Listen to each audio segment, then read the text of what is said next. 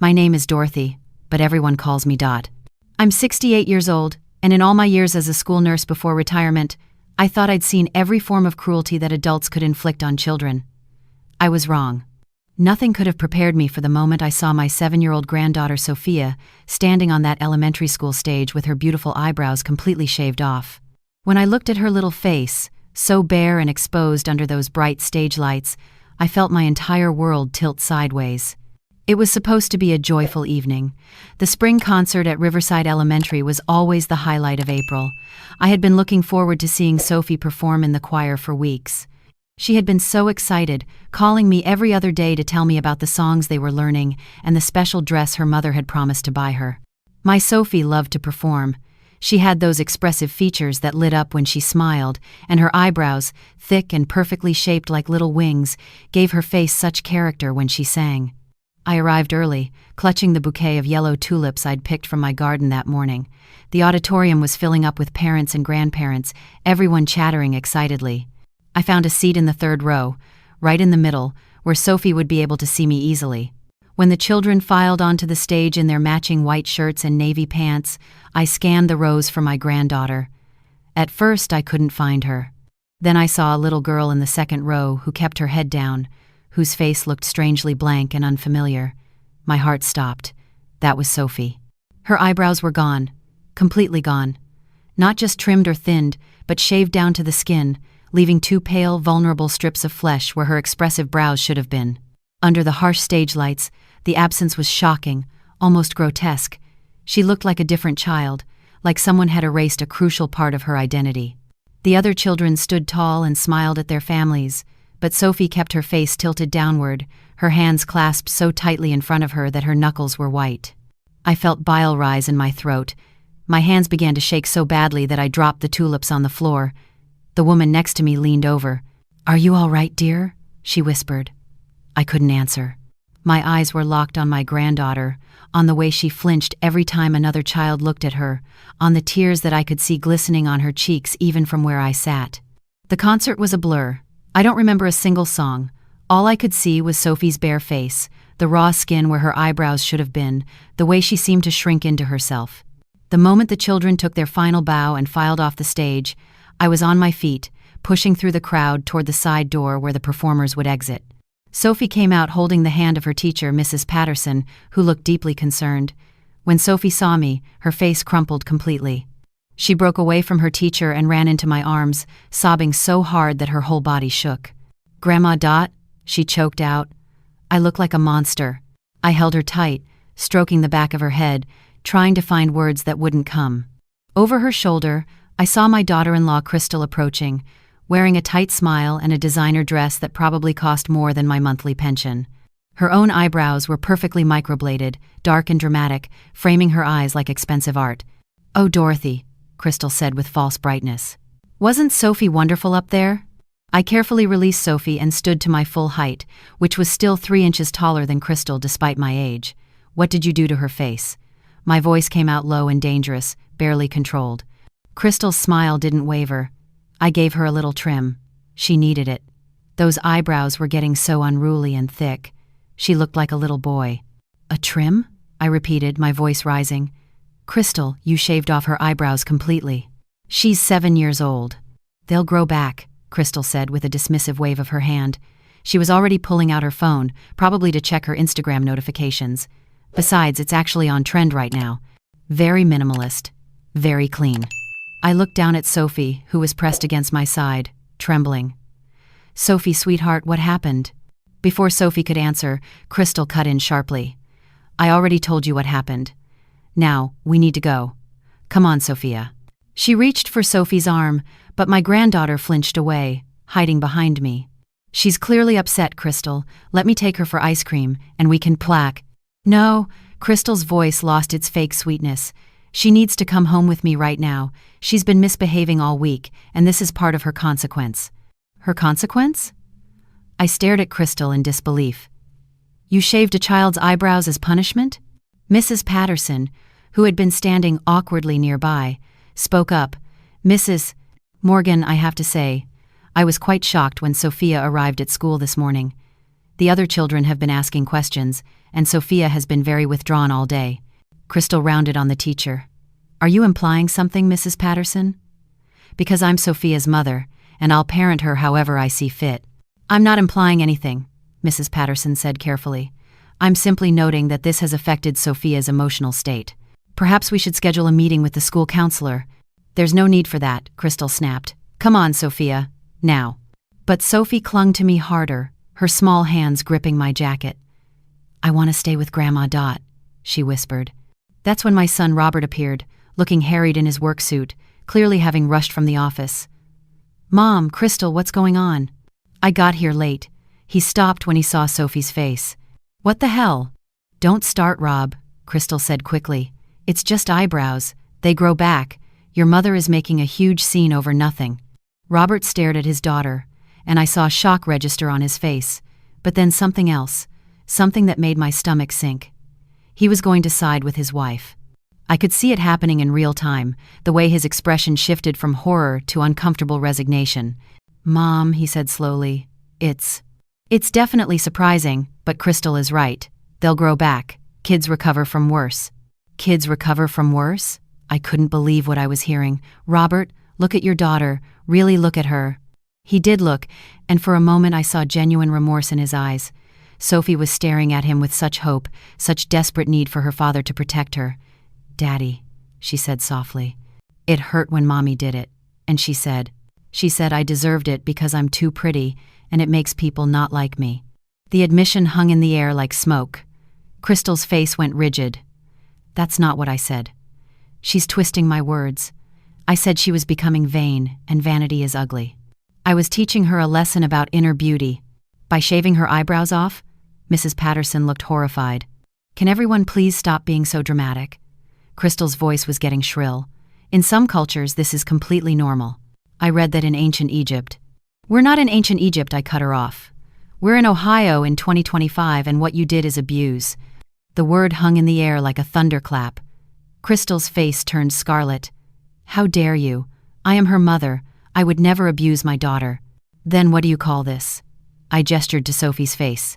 Parenting, Crystal shot back. Something you clearly failed at with your own son, or else he would have picked a wife who knew her place. Robert flinched at that, but he didn't defend me. Instead, he said, Mom, please don't make this a bigger deal than it is. Crystal may have gone a bit overboard, but… A bit overboard? I interrupted. Your daughter is traumatized. Look at her. Sophie was crying silently now, those terrible tears that children cry when they've given up hope of being heard. I made a decision in that moment, one that would change everything. Sophie, I said gently, kneeling down to her level, would you like to come stay with Grandma Dot for a few days? Her eyes widened with hope. Really? You're not taking her anywhere, Crystal said flatly. I stood up slowly, feeling every one of my 68 years settle into my bones like armor. Watch me. I took Sophie's hand and started walking toward the exit. Behind me, I heard Crystal's sharp intake of breath, Robert calling my name, but I didn't stop. Mrs. Patterson called out, Mrs. Morgan, if you need anything, please call me. I'll document everything I observed today. That made Crystal's protests even louder, but I was already pushing through the auditorium doors, Sophie's small hand clutched in mine. We made it to my car and I buckled her carefully into the back seat. Her face under the parking lot lights looked even more stark, more wounded. Grandma, she whispered as I started the engine. Am I ugly now? Those words broke something inside me. I turned in my seat to face her fully. Sophia Grace Morgan, you listen to me very carefully. You are beautiful. You have always been beautiful. You will always be beautiful. What happened to your face doesn't change that one bit. Do you understand me? She nodded, but I could see she didn't quite believe it. The damage Crystal had done went deeper than skin. My phone started ringing before we even left the parking lot. Robert, I let it ring. He called again, and again. I finally answered on the fourth call. Mom, you can't just take Sophie like this. I just did, I replied calmly, though my heart was racing. She'll stay with me until you and Crystal figure out what kind of parents you want to be. This is kidnapping, Crystal's voice screeched in the background. No, I said clearly. This is protecting my granddaughter from further harm. If you want to call the police, go ahead. I'd love to explain to them why Sophie's eyebrows are shaved off. There was a long silence. Then Robert said quietly, Mom, please. Just bring her back. We can talk about this tomorrow. There's nothing to talk about until you acknowledge that what Crystal did was wrong. Until then, Sophie stays with me. I hung up and silenced my phone. Sophie was watching me in the rearview mirror, her eyes wide. Are you in trouble, Grandma? No, sweetheart. Sometimes doing the right thing looks like trouble, but it isn't. Now, how about we stop for ice cream? For the first time that evening, I saw the ghost of a smile cross her bare face. At home, I made Sophie comfortable in my guest room, the one that used to be Robert's childhood bedroom. She sat on the bed while I brought in fresh towels and her favorite stuffed rabbit that I kept at my house. Under the warm lamplight, away from the harsh fluorescent of the school, I could see the full extent of what Crystal had done. There were tiny nicks on Sophie's brow bone where the razor had cut too close. The skin was red and irritated. Some areas had been shaved so aggressively that they looked raw. Does it hurt, baby? I asked gently, sitting beside her. She nodded. It stung really bad when Mommy did it, and it still hurts a little. Tell me exactly what happened. Can you do that? Sophie took a shaky breath. 2 days ago, we went to Mommy's studio to film her video. You know, for her Instagram? I knew. Crystal ran a beauty and lifestyle channel with over 200,000 followers. She was constantly filming Sophie for Mommy and me content, though Sophie had mentioned several times that she didn't like being on camera. What happened during the filming? I prompted gently. Mommy was doing a video about raising humble children or something. She kept saying I was too focused on my appearance, that I looked in mirrors too much.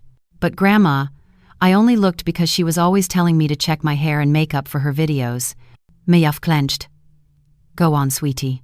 She said that girls who are too proud of being pretty grow up to be mean and shallow. She said my eyebrows were too thick and too dark, and they made me look too mature, and that made men look at me weird. Sophie's voice dropped to a whisper. She said I was attracting the wrong kind of attention. I felt cold Ra settle over me. Sophie was 7 years old. She was a child. The fact that Crystal was even thinking about male attention toward a 7-year-old was deeply disturbing. Then what happened? She got out Daddy's razor, the electric one. I thought she was just going to trim them a little, like how she does her own eyebrows, but then Sophie's voice broke. She just kept going and going. I cried and asked her to stop, but she said I needed to learn that beauty is a trap and vanity is a sin. She said she was doing me a favor. Where was your father during this? He was on a work trip. He wasn't home. When he got back yesterday and saw my face, he got really mad at Mommy. They had a big fight.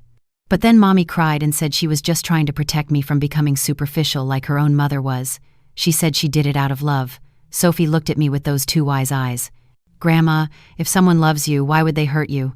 It was the question that broke me. I pulled her into my arms and held her while she cried, this time deep, wrenching sobs that seemed to come from her soul. When she finally quieted, I helped her into pajamas and tucked her into bed. Grandma? She said as I was turning off the light. Yes, sweetheart. Do you think my eyebrows will grow back pretty, or will they grow back weird? They'll grow back perfectly, I assured her. And until they do, you're going to be just as beautiful as you've always been. But after I closed her door, I stood in the hallway and let my own tears fall. In my 40 years of nursing, I'd made hundreds of reports to Child Protective Services. I knew abuse when I saw it. And this was abuse, no matter how Crystal tried to frame it as parenting. My phone had 2-3 missed calls when I finally checked it. 17 from Robert, 6 from Crystal. There were also text messages, escalating from pleading to threatening. The last one, from Crystal, sent at 11:47 p.m., read, "If you don't bring Sophia back by morning, I'll make sure you never see her again. I have lawyers. I have money. You're just a retired nurse with no legal rights to my daughter." I stared at that message for a long time. Then I opened my contacts and found the name I needed. Elena Martinez, an attorney who had done a presentation at the senior center about grandparents' rights. I'd picked up her business card, never thinking I'd need it. At 7 a.m., I called her. By 9 a.m., I was sitting in her office with Sophie coloring quietly in the waiting room. Elena was a sharp-eyed woman in her 50s with kind eyes and no-nonsense demeanor. She listened to my entire story without interrupting, taking notes on a yellow legal pad. When I finished, she was quiet for a moment. "Do you have photos of Sophie's eyebrows before this happened?" she asked. "Yes. I take pictures every time I see her. I have hundreds." "Good. I'll need all of them. I'll also need the name of her teacher, any other witnesses, and I want to take Sophia for a medical evaluation today. We need documentation from a physician that shows the injuries and Sophie's emotional state. Will this be enough to get temporary custody? Elena looked at me seriously. Dorothy, what you're describing is child abuse. Physical abuse with a razor, psychological abuse through the comments about her appearance and male attention, and documented witness testimony from a teacher. Yes, I believe we have a strong case. But I need you to understand, this is going to get ugly. Your son and daughter-in-law will fight this. They'll say terrible things about you. They'll try to paint you as a meddling grandmother who's overstepping. Are you prepared for that? I spent 40 years protecting children as a school nurse, I said firmly. I'm not going to stop now just because this child happens to be my granddaughter. Elena smiled. Then let's get to work. By noon we had completed a medical examination with Dr. Sarah Okafor, a pediatrician who specialized in abuse cases. Dr. Okafor was gentle with Sophie, but her assessment was damning. She documented the cuts, the irritation, the uneven shaving that suggested force and struggle. She also noted Sophie's obvious anxiety and her repeated statements that she felt ugly and wrong. This child has been traumatized, Dr. Okafor told me privately. The physical wounds will heal in weeks, but the psychological damage could last years. She needs therapy immediately. My phone rang while we were leaving the doctor's office. Robert, I answered this time. Mom, what the hell are you doing? His voice was strained. Crystal just got a call from some lawyer threatening us with abuse charges. You're really going to do this to us? To your own son? I'm doing this for Sophie, I said calmly. What Crystal did was abuse, Robert. You know it was. It was a mistake, Mom. Crystal admits she went too far. She's sorry, but calling lawyers and doctors? You're tearing this family apart. The family was already torn apart the moment Crystal shaved your daughter's eyebrows and told her she was attracting male attention. Sophie is 7, Robert. 7. Do you understand how sick that is? There was a long silence. She didn't mean it like that. Then how did she mean it? I don't know, Mom. I don't know. But I know that involving lawyers and making this public is just going to hurt Sophie more. Please just bring her home. We'll get family counseling. We'll make this right. You should have made it right 2 days ago when you first saw what Crystal did. You should have taken Sophie to the doctor. You should have called me. Instead, you let your wife gaslight you into thinking this was normal. So no, Robert. Sophie stays with me until I'm convinced she's safe. I hung up and immediately received a text from Crystal. You just made the biggest mistake of your life, you interfering old bitch. See you in court. That night, Sophie had nightmares. I heard her crying out around 2 a.m. and rushed to her room. She was sitting up in bed, trembling, her hands touching her bare brow bones over and over. She's doing it again, Sophie sobbed. In my dream, Mommy had the razor and she said this time she's going to shave my whole head so I can never be pretty again. I held her and rocked her, like I used to when she was a toddler. You're safe here, baby. No one is going to hurt you here. But I have to go back eventually, don't I? And when I do, Mommy will be so mad at me for leaving. The fear in her voice was visceral. This wasn't just about the eyebrows. This was about a pattern of behavior that I had been too far away to see clearly. I thought about all the times Sophie had been quieter than usual when visiting me. The time 6 months ago when she'd flinched when I'd reached to brush her hair. The way she'd started apologizing constantly for small things, as if she was walking on eggshells. Sophie, I said gently, has Mommy hurt you before? She was quiet for so long I thought she wouldn't answer. Then, in a tiny voice, she pinches me when I don't smile right in her videos. Hard pinches on my arms where people can't see. And sometimes she pulls my hair when she's doing my braids, even when I'm trying really hard to sit still. She says it's my fault for moving. Have you told your daddy about this? I tried once. But Mommy said I was being dramatic and making things up. Daddy believes her. He always believes her. I felt my heart breaking and reforming into something harder, something that would do whatever it took to protect this child. The court hearing was scheduled for 2 weeks later. In that time, Crystal launched a social media campaign that painted me as an unhinged grandmother trying to steal her child. She posted tearful videos about parental rights and family interference, carefully never mentioning the shaved eyebrows or what had precipitated my actions. Her followers left hundreds of supportive comments, calling me names I won't repeat. But Elena had been gathering evidence too. She interviewed Mrs. Patterson, who provided a written statement about Sophie's appearance and demeanor at school. She spoke with Sophie's pediatrician, who admitted he'd noticed some concerning bruises at the last checkup but hadn't followed up. She even found 2 other mothers from Crystal's social media circle who admitted, under subpoena, that they'd witnessed Crystal being harsh with Sophie during filming sessions. The day of the hearing arrived. I dressed in my best navy suit, the one I'd worn to Robert's wedding. Sophie wore a simple blue dress, and her eyebrows had started to grow back in uneven patches that somehow made the whole situation look even worse.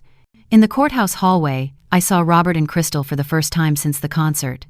Crystal looked immaculate in designer clothes and professional makeup, her own eyebrows perfectly groomed. Robert looked haggard, like he hadn't slept in weeks. When he saw Sophie, something crumpled in his face.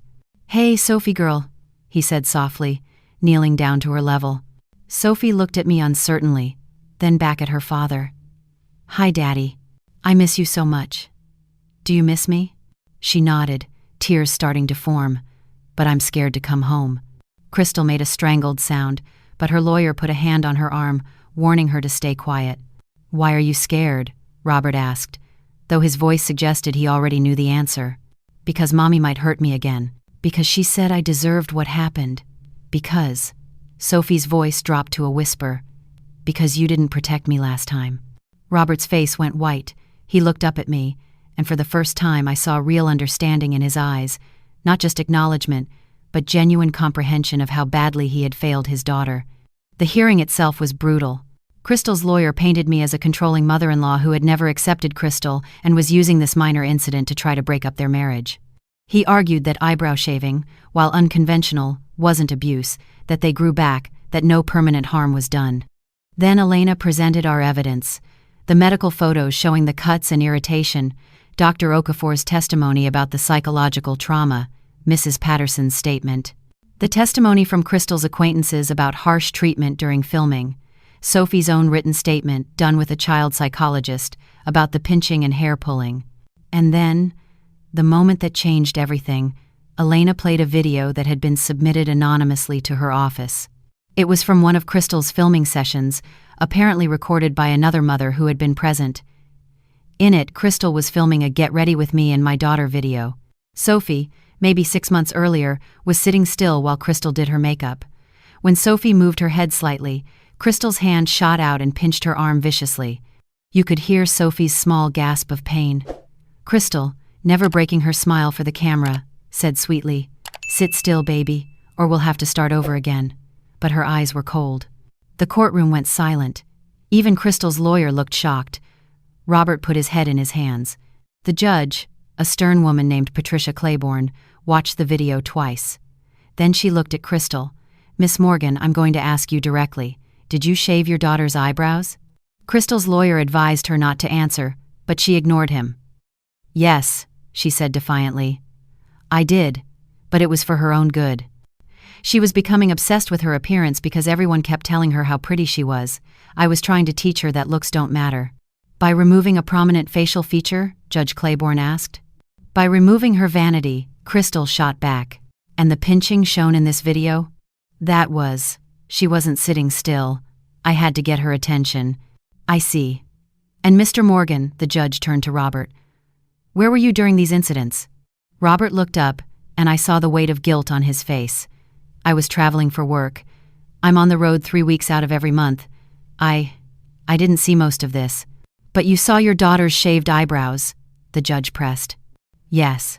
And what did you do?" Robert was quiet for a long moment. I convinced myself Crystal had a good reason. I didn't want to believe that she would hurt Sophie. I chose to trust my wife over my own eyes.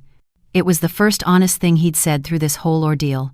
Judge Claiborne made notes on her pad. Then came Sophie's testimony. Elena had prepared me that Sophie might need to speak to the judge, and Dr. Okafor had helped Sophie practice talking about hard things. The judge cleared most people from the courtroom, leaving only the lawyers, Robert, Crystal, and me. Sophie sat in the witness chair, her feet dangling far above the floor. Judge Claiborne spoke to her gently. "Sophia, I know this is scary, but I need to ask you some questions. Can you do that for me?" Sophie nodded, her hands clasped in her lap. "How do you feel when you're at home with your mother?" "Scared," Sophie said quietly. "I'm always scared I'll do something wrong and she'll get mad." "What happens when she gets mad?" "She pinches me or pulls my hair. And she says mean things, like that I'm too proud or too vain, or that I'm going to grow up to be a bad person if I don't learn my lesson. Do you want to go home with your mother and father? Sophie's eyes filled with tears. She looked at Robert, then at Crystal, then at me. I want to be with Daddy, but I don't want to be hurt anymore. With Grandma Dot, I'm not scared all the time. I can sleep without bad dreams. If you could tell your mother one thing, what would it be? Sophie turned to look directly at Crystal. In a small, clear voice, she said, "Why did you hurt me, Mommy? I tried so hard to be good." Crystal broke down then. Real sobs that shook her whole body. But it was too late. Judge Claiborne made her ruling after a brief recess. Based on the evidence presented, I find that Sophia Morgan has been subjected to physical and psychological abuse by her mother, Crystal Morgan. While I acknowledge that Miss Crystal Morgan may have had misguided intentions, the impact on this 7-year-old child is severe and documented. Therefore, I am granting temporary custody to Dorothy Morgan for a period of 6 months, with the possibility of extension pending evaluations. Crystal let out a wail. Her lawyer immediately started talking about appeals. Furthermore, the judge continued, both Crystal and Robert Morgan will be required to complete parenting classes and undergo psychological evaluations.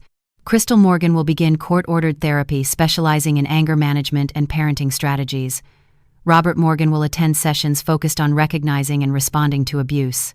After 3 months, they may begin supervised visitation with Sophia, with frequency determined by the child's therapist. Any violation of these orders will result in immediate termination of all parental rights. Do you understand? They both nodded, Crystal through tears, Robert with a look of devastated acceptance. Outside the courthouse, Robert approached me while Crystal was being comforted by her lawyer. "Mom," he said quietly, "I'm sorry. I should have listened to you.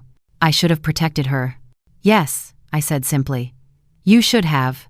Can I see her sometimes? Beyond the supervised visits?" I looked at Sophie, who was holding Elena's hand and looking very small and tired. "That's up to Sophie," I said. "If she wants to see you, you can come to my house. But Robert, you have to do the work. You have to prove to her that you'll choose her over Crystal." "I'm going to," he said, and for the first time I believed him. "I've already told Crystal that we're separating. I can't be married to someone who hurt my daughter, no matter what her reasons were. I was blind, Mom. I was so blind." The months that followed were hard but healing. Sophie started therapy twice a week with Dr. Monica Chen, a wonderful child psychologist who specialized in trauma.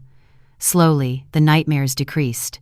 Sophie's eyebrows grew back in, thick and expressive as ever. She started to smile more, to laugh more freely. Crystal completed her mandated therapy and classes. Her therapist diagnosed her with narcissistic personality disorder and some deep-seated issues stemming from her own childhood with a mother who had been obsessed with beauty pageants.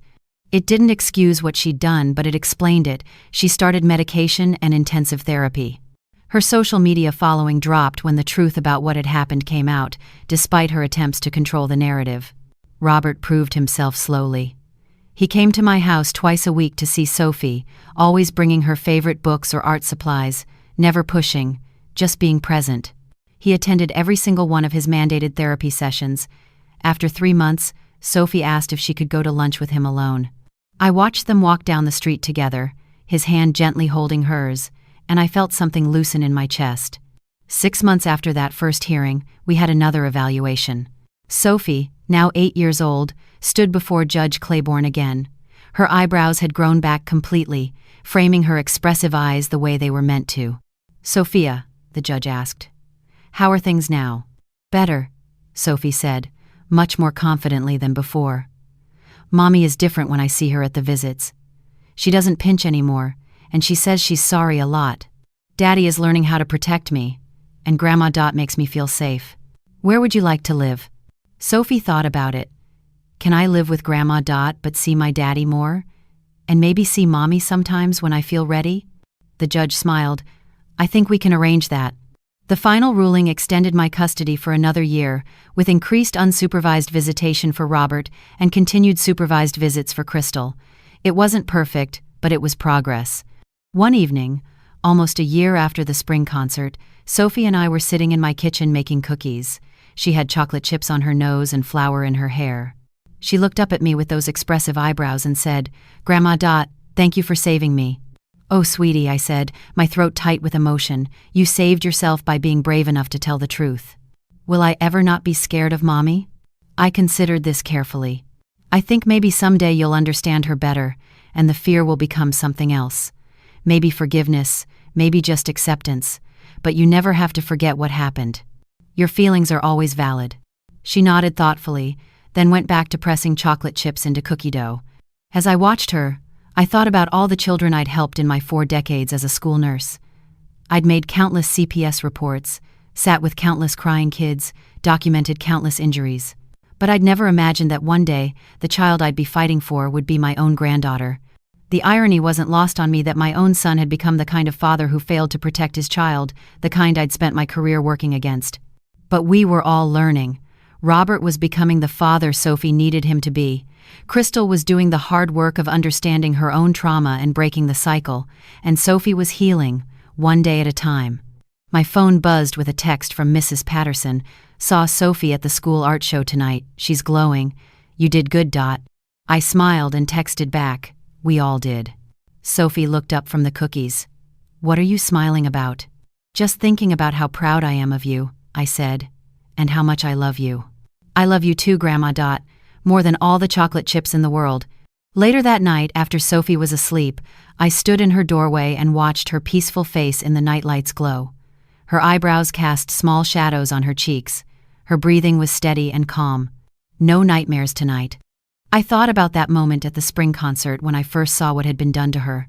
The shock, the rage, the decision I made to take her with me despite knowing it would tear the family apart. Some people had called me dramatic, interfering, controlling.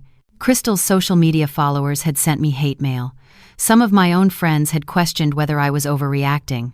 But standing there, watching my granddaughter sleep peacefully for the first time in who knows how long, I knew I'd made the right choice. Sometimes love requires courage. Sometimes it requires standing up when everyone tells you to sit down. Sometimes it requires choosing a child's safety over family peace. Sophie stirred in her sleep, murmured something that sounded like Grandma, and smiled. I pulled her door mostly closed and walked to my own room, feeling every one of my 68 years in my bones, but also feeling something else. The satisfaction of knowing that I had done what I'd sworn to do 40 years ago when I became a school nurse. I had protected a child, this time my own granddaughter. And I'd do it again in a heartbeat.